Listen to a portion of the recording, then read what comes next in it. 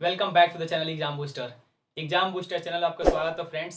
जैसा कि हम लोग करंट इशू के एपिसोड को लेकर चल रहे थे, उस करंट इशू के एपिसोड में आज नेक्स्ट टॉपिक मैं आपके सामने लेकर आया। वो टॉपिक है और वो इशू क्या है आप ऑलरेडी टाइटल में देख चुके हैं। जी हाँ, आज हम बात करने जा रहे हैं CJI chief justice of India, Bharat के मुख्य न्यायाधीश के बारे में। कल 24 अप्रैल 2021 में भारत के 48वें मुख्य न्यायाधीश जस्टिस एन.वी. रमना सर का अपॉइंटमेंट किया गया है। 24 अप्रैल 2021 से लेकर 26 अगस्त 2022 तक ये भारत के 48वें मुख्य न्यायाधीश के पद पे काबिज रहेंगे। और इनसे पहले 47वें जो मुख्य न्यायाधीश थे, भारत के 47वें जो मुख्य न्यायाधीश थे जस्टिस एस.ए. बोबड़े सर, वो 18 नवंबर 2019 से लेकर 23 अप्रैल 2021 तक यानी परसों तक उनका कार्यकाल था। और कल राष्ट्रपति सर के द्वारा अपॉइंटमेंट किया गया किनको, जस्टिस एन.वी. रमना सर को। और ये भारत के 48वें मुख्य न्यायाधीश है यानी चीफ जस्टिस ऑफ इंडिया। आइए बेसिक बात करते हैं। आपको प्रत्येक चीज क्रिस्टल क्लियर मैं कराऊंगा। उम्मीद करता हूं आपको इससे बेटर कहीं नहीं मिलेगा और बढ़िया से आपको समझ में आएगा बेसिक से लेकर एडवांस तक। कौन है CGI chief justice of India, कौन होते हैं, बेसिक से कोई भी स्टूडेंट समझ सकता है, 9th 10th 11th 12th किसी भी क्लास के। आइए बात करते हैं। भारत के संविधान में भारतीय न्यायिक व्यवस्था जो है, जो जुडिशरी अपना सिस्टम, न्यायपालिका की जो व्यवस्था है, ये एकीकृत एवं एकल न्यायपालिका है। यानी हमारे भारत देश में जो हमारी न्यायपालिका है एकीकृत है, इंटीग्रेटेड है। हमारे देश की जो न्यायपालिका है, सुप्रीम कोर्ट पूरे देश के लिए है, हाई कोर्ट प्रत्येक राज्य के लिए है, डिस्ट्रिक्ट कोर्ट प्रत्येक जिले में है। ये सुप्रीम कोर्ट, हाई कोर्ट और डिस्ट्रिक्ट कोर्ट तीनों मिलकर हमारे भारत के प्रत्येक न्यायिक सिस्टम को, जो न्यायिक तंत्र है उसको देख रेख करती है। लेकिन सबसे सर्वोच्च है सर्वोच्च न्यायालय। ये जी हाँ, सबसे सर्वोच्च कौन है? सुप्रीम कोर्ट ऑफ इंडिया, जो नई दिल्ली में है, जो एक ही है। और उसी के जो हेड होते हैं चीफ जस्टिस ऑफ इंडिया। जी हाँ, सर्वोच्च न्यायालय सुप्रीम कोर्ट के हेड को ही हम चीफ जस्टिस ऑफ इंडिया बोलते हैं। और वो भारत के सबसे पावरफुल, भारत के सबसे ताकतवर 6ठे नंबर के वो पद आता है। कौन पद? चीफ जस्टिस ऑफ इंडिया का पद भारत के 6ठे नंबर का सबसे पावरफुल पद आता है। तो पहले नंबर का कौन सा पावरफुल पद आता है? जी हाँ, भारत के सबसे फर्स्ट नंबर का कॉन्स्टिट्यूशन के अकॉर्डिंग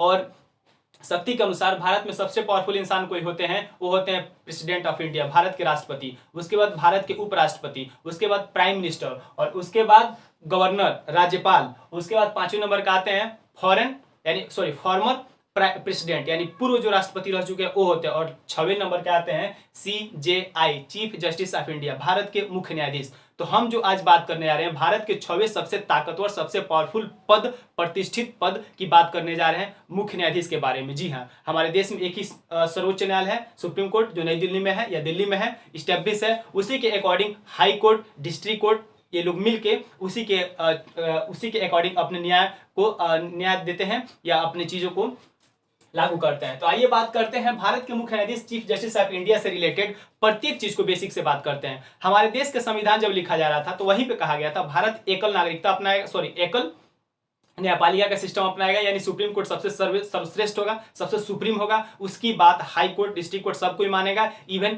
विधायिका और कार्यपालिका को उसकी बात को मानना कंपलसरी। हमारे देश के संविधान में ऐसा लिखा गया है।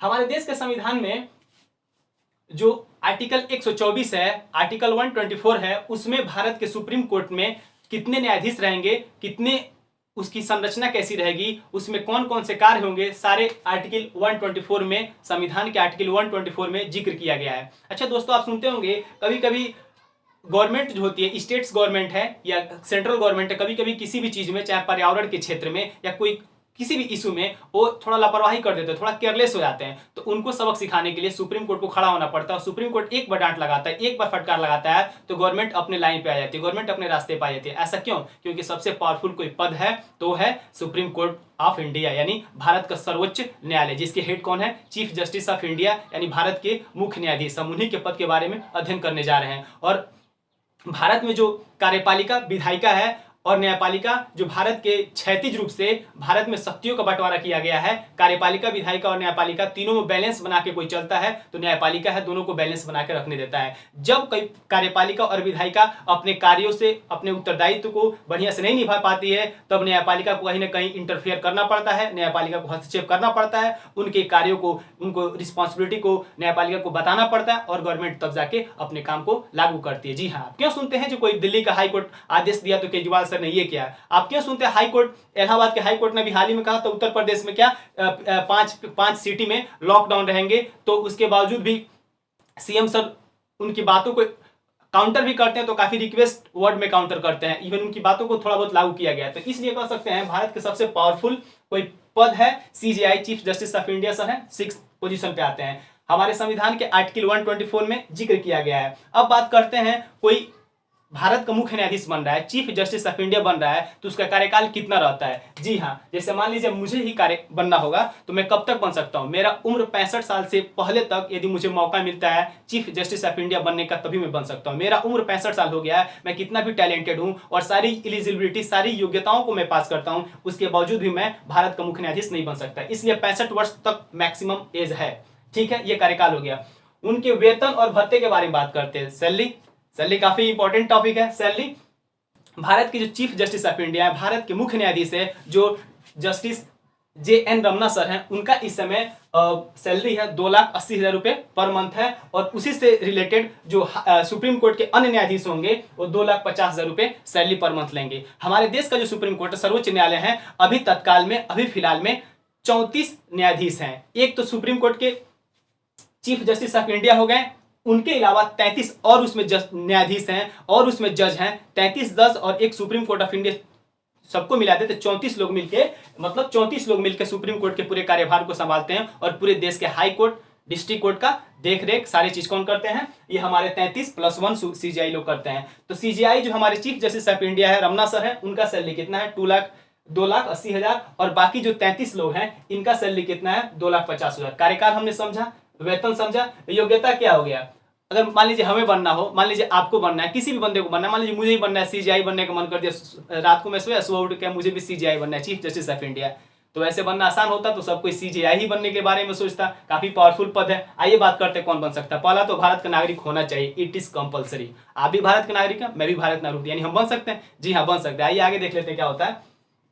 भारत के नागरिक होने से साथ साथ एक या एक से अधिक हाई कोर्ट में आप 5 वर्षों तक न्यायाधीश रह चुके हों, यानी या तो आप एक साल, जैसे मान लीजिए मैं इलाहाबाद हाई कोर्ट में एक ही बार, मतलब 5 साल लगातार मैं वहां पे जज रहा हूं, चीफ नहीं रहा हूं लेकिन जज रहा हूं, तब मुझे बनने की संभावनाएं हैं। या हाई कोर्ट में 10 वर्षों तक मैं वकील रहा हूं, मान लीजिए मैं कोलकाता हाई कोर्ट में 10 वर्षों तक मैं वकील रहा हूं, तब भी मुझे बनने की संभावना है। या राष्ट्रपति यानी कोलेजियम, अभी बताऊंगा, उसकी नजर में एक पारंगत विधि व्यक्ता होना चाहिए, यानी आपको कानून के क्षेत्र में एक महारत हासिल होना चाहिए। राष्ट्रपति और कोलेजियम की नजर में यदि आप ऐसे महारथी इंसान हैं जो कानून ला के नजर में आप काफी इंपॉर्टेंट व्यक्ति हैं, तो आपका वहां पे नॉमिनेशन हो सकता है और आप भी सीजीआई की लिस्ट में आ सकते हैं। तो ये थे क्राइटेरिया, योग्यता है, एलिजिबिलिटी है जो आप और हम बन सकते हैं, जिसमें से हम लोग सिर्फ एक ही क्या है, अभी भारत का नागरिक है, वही एक हम लोग फुलफिल करते हैं, बाकी चीज हम फुलफिल नहीं करते हैं, क्योंकि हम लोग का टारगेट, हम लोग का गोल्स वो नहीं है। जिसका गोल्स है वो अपना BLLB करेगा, उसके बाद से नेक्स्ट डिग्री अपना जो होता जाकर प्रैक्टिस करेगा हाई कोर्ट में, फिर सुप्रीम कोर्ट में प्रैक्टिस करेगा, फिर 65 साल जाते जाते वो बन जाएगा। काफी सम्माननीय बात है। ठीक है, आपने कार्यकाल के बारे में देखा, वेतन के बारे में देखा, योग्यता के बारे में देखा। अब आता है ये कोलेजियम सिस्टम कौन है।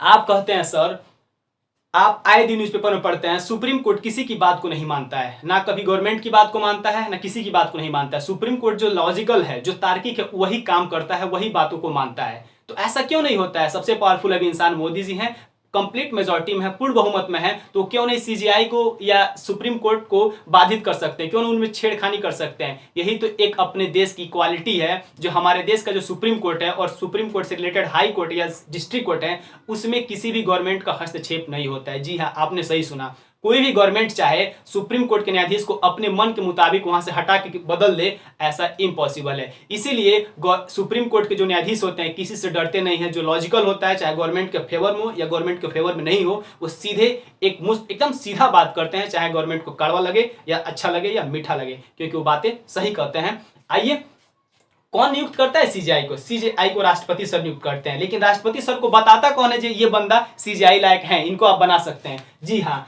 एक कोलेजियम होता है। कोलेजियम क्या है, एक ऐसी सिस्टम है, एक लोगों का एक समूह है, एक ऐसे लोगों का समूह है जो एक समूह बना के उसमें किसी एक बंदे का, एक इंसान का नाम सजेस्ट करेंगे और राष्ट्रपति उस इंसान को कुछ नहीं करेंगे, शांति से उनका नॉमिनेट, उनको शपथ दिला देंगे, बस उनका काम खत्म। ना उसमें मोदी जी हस्तक्षेप करने आएंगे, ना अमित शाह हस्तक्षेप करने आएंगे, ना कोई कैबिनेट मिनिस्टर हस्तक्षेप करने आएंगे। सबसे बड़ी बात कौन है, कोलेजियम सिस्टम है। जो कोलेजियम सिस्टम है उसमें कौन कौन लोग हैं, इसको ध्यान से देखिए। सीजीआई रहेंगे भारत के मुख्य न्यायाधीश, चीफ जस्टिस ऑफ इंडिया, उसके साथ साथ 4 वरिष्ठतम न्यायाधीश ऑफ सुप्रीम कोर्ट। 33 लोग हैं, एक तो सुप्रीम कोर्ट के मुख्य न्यायाधीश रहेंगे और उसके साथ साथ 33 में से 4 जो सबसे उम्र दराज होंगे, सबसे ज्यादा जिनका अनुभव होगा और सबसे वरिष्ठ होंगे उनको 4 लोग इसमें चुना जाएगा। एक सीजीआई रहेंगे, चीफ जस्टिस ऑफ इंडिया, जिसमें आपको समझा, जैसे मान लीजिए जस्टिस एनवी रमना सर बने हैं, तो इनको नाम की जो सजेशन है कौन दिया था, ऐसे बोबड़े सर होंगे। एक 4 वरिष्ठतम न्यायाधीश 33 में से सबसे 4 जो उम्र के सबसे ज्यादा सर लोग होंगे, वो लोग मिलके नाम दिए होंगे राष्ट्रपति सर को, तो राष्ट्रपति सर इनको नॉमिनेट किए होंगे। ये होगा एक कोलेजियम सिस्टम, ठीक है। प्रेसिडेंट सर उन्हीं को शपथ दिलाएंगे, किसको, जब ये 5 लोग जिसको नाम सजेस्ट करेंगे उसी को प्रेसिडेंट सर शपथ दिलवाएंगे। अच्छी बात है, कोलेजियम आपने समझा, कार्यकाल समझा, उसके बाद से वेतन समझा, एलिजिबिलिटी समझा, योग्यता समझा। अब बात करते हैं पद की मुक्ति।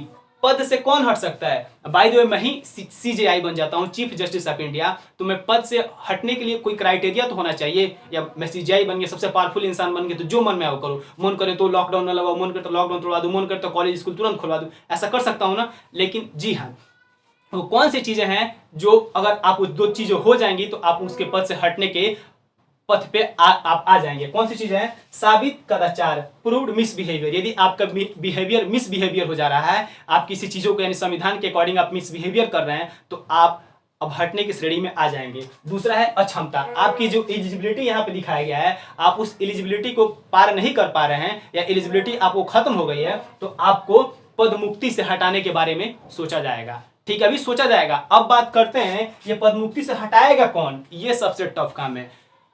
भारत में सबसे खतरनाक और सबसे डिफिकल्ट काम होता है सुप्रीम कोर्ट, कैग, 2-3 और पोस्टें, उनको उनके पद से हटाना सबसे कठोरतम, सबसे टफ काम होता है उनको अपने पद से हटाना। तो अभी हम बात कर रहे हैं चीफ जस्टिस ऑफ इंडिया या सुप्रीम कोर्ट के जो न्यायाधीश लोग होते हैं, जज सर लोग होते हैं, उनको हटाना कितना टफ काम होता है। क्यों नहीं मोदी जी चाहते हैं जब चाहे तब किसी को हटा सकते हैं? नहीं, उनके हाथ में तो है ही नहीं। रियलिटी क्या है, आइए मैं आपको बताता हूं। ये है पद मुक्ति, 2 चीजें हो गई। अब उनको मान लीजिए हमको पद से हटाना है, तो पद से हटाने के लिए हमको बहुत डिफिकल्ट टास्क, समझिए माउंट एवरेस्ट पे चढ़ने जैसा काम करना होता है सीजेआई या अन्य जजों को उनके पद से हटाने के लिए। कौन से काम? आप जानते हैं हमारा पार्लियामेंट है, संसद लोकसभा और राज्यसभा से मिलकर बना होता है और उसमें राष्ट्रपति भी होते हैं। 3 लोगों से मिलकर हमारा इंडियन पार्लियामेंट, भारतीय संसद है, ठीक है। यदि हम लोकसभा में हम कोई एक ऐसा बिल लाते हैं जिसमें मैं कहते हैं हम सीजेआई को हटाने जा रहे हैं, तो कम से कम 100 सदस्यों का हस्ताक्षर होना चाहिए। यदि मैं कह रहा हूं ठीक है मैं राज्यसभा में लाऊंगा, राज्यसभा मेरी मेजोरिटी है, मैं राज्यसभा में ला रहा हूं, तो कम से कम 50 सदस्यों के वहां पे हस्ताक्षर होना चाहिए।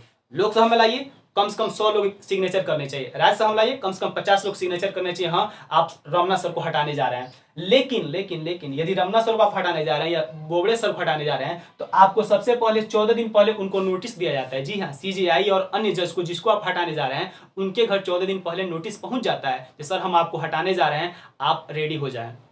तब जाके 100 लोग यहाँ पर सिग्नेचर करते हैं एलएस में, लोकसभा में, और राज्यसभा में 50 लोग। अब उसके बाद क्या होता है, इतना आसान नहीं है, अभी देखिए क्या होता है। इसके बाद क्या होता है, लोकसभा के अध्यक्ष कौन है? ओम बिरला सर हैं। और राज्यसभा के सभापति कौन होते हैं? आप जानते हैं उपराष्ट्रपति वेंकैया नायडू सर हैं। ये दोनों लोग जब ये क्राइटेरिया पास हो जाएगा, जब 100 लोग ये पे साइन कर देंगे या 50 लोग, दोनों में से कोई एक काम हो जाएगा, तो ये चीजें अध्यक्ष, लोकसभा अध्यक्ष यानी ओम बिरला सर के पास जाए या राज्यसभा के सभापति वेंकैया नायडू सर के पास जाए, ये दोनों लोग के पास किसी एक आदमी के पास जाएगा। जब ये दोनों लोग के पास जाएगा तो कहेंगे ठीक है आपकी बातों को हमने मान लिया। अब ये 3 सदस्यीय समिति बनाएंगे, 3 लोगों का कमिटी बनाएंगे, सॉरी 3 लोगों का कमिटी बनाएंगे। वो 3 लोगों की कमिटी में कौन होगा? एक होंगे चीफ जस्टिस ऑफ इंडिया और एक होंगे हाई कोर्ट के हेड, माने हाई कोर्ट के चीफ जस्टिस, और तीसरे होंगे विधि के पारंगत, यानी विधि में यानी लॉ में वो एक्सपर्ट होंगे, यानी विधि के क्षेत्र में उनको दबाने वाला भारत में वन ऑफ द बेस्ट होंगे विधि के क्षेत्र में भारत में, उनको चुना जाएगा। 3 लोग का सदस्य समिति बनाएंगे, 3 लोग का कमिटी बनेगा, जो लोकसभा के स्पीकर या लोकसभा के जो चेयरमैन है, सभापति सर, दोनों में कहीं एक जगह जाएंगे तो लोग नियुक्त करेंगे। या तो चीफ जस्टिस ऑफ इंडिया के विरुद्ध हम ला रहे हैं तो चीफ जस्टिस ऑफ इंडिया उसमें नहीं रहेंगे, उनसे जो वरिष्ठ रहेंगे उनके बाद वो रहेंगे। और हाई कोर्ट किसी एक, इतने राज्य हैं, किसी राज्य के एक हाई कोर्ट के चीफ जो उसमें रहेंगे, मुख्य न्यायाधीश रहेंगे, उनको ले लेंगे, और एक भारत के जो सबसे एक्सपर्ट होंगे विधि के क्षेत्र में उनको ले लेंगे। ये तीनों लोग कमिटी बन जाएगा। जब तीनों लोग कमिटी बनाएंगे तो रिसर्च करेंगे, हाँ ये सर ये गलती की है, ये गलती की है, सारी चीज रिसर्च होती हैं, उनकी एक एक बात को, एक एक पॉइंट को, एक एक कार्य को, हर चीज नोटिस किया जाता है।